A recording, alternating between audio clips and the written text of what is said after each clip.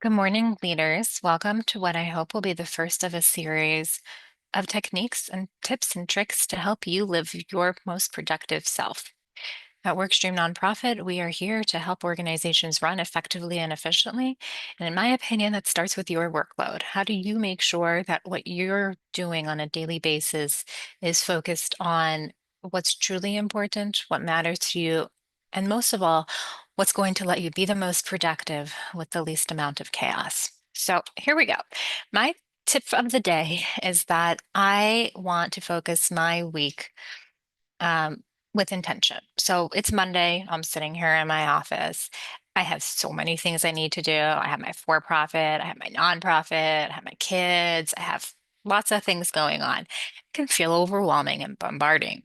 So the first thing I'm going to do is I'm going to take a look at all the things that need to be taken care of. First question, are there things I can just easily knock out so I don't need to include them in my strategic planning? Great, I did that. I picked my personal emails, taking care of my kid stuff. That's done.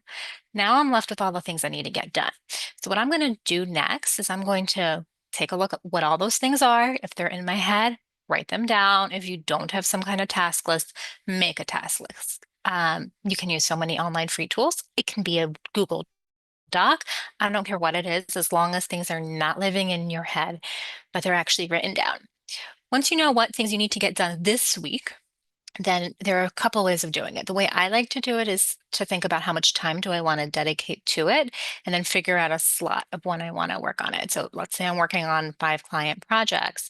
I'm going to estimate this is going to take me 2 hours, 3 hours, um, 4 hours, half an hour, 10 minutes. And I'm going to put it in a slot on my calendar so that this is going to be a Monday day. This is going to be a Tuesday thing.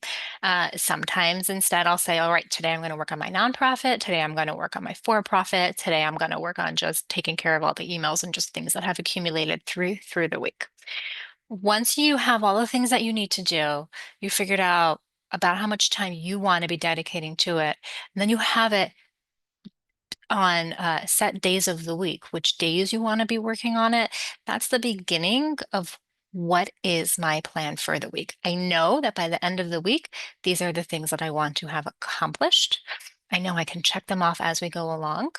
And now I'm setting my week up for success. A note of caution though, if you're doing this, do not overstuff your schedule. If you estimate how much time things are going to take you, estimate a little extra.